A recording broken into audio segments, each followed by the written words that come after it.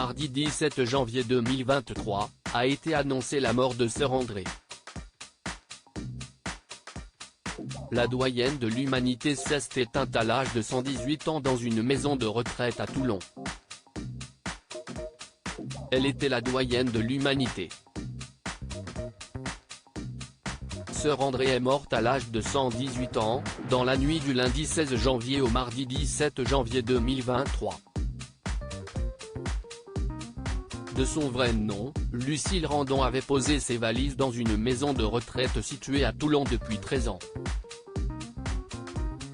Là-bas, elle menait une vie tranquille qui l'avait conduite à devenir la personne la plus âgée dans le monde depuis le mois d'avril 2022 dernier. Avant elle, c'était Kain Tanaka, une japonaise qui était la doyenne de l'humanité.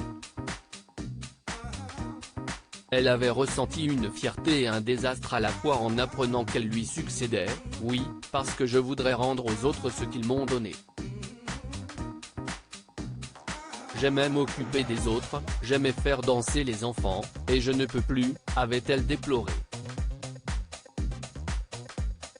Sœur Andrée est partie comme dans une libération, selon David Tavella, chargé de communication de la maison de retraite dans laquelle elle se trouvait. Elle est décédée à 2 h du matin. Il y a une grande tristesse mais elle le voulait, c'était son désir de rejoindre son frère adoré. Pour elle, si est une libération, a-t-il expliqué.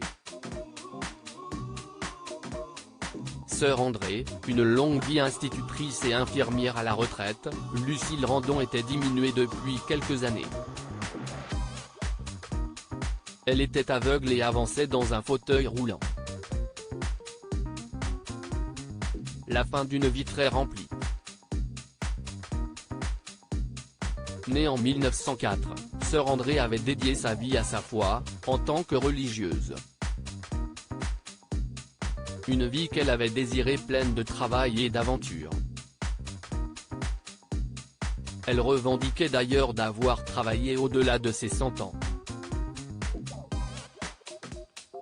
Celle qui ne se privait pas des plaisirs épicuriens de la vie voyait dans la discipline une source de force. On dit que le travail tue, moi si est le travail qui m'a fait vivre, j'ai travaillé jusqu'à 108 ans, avait-elle assuré.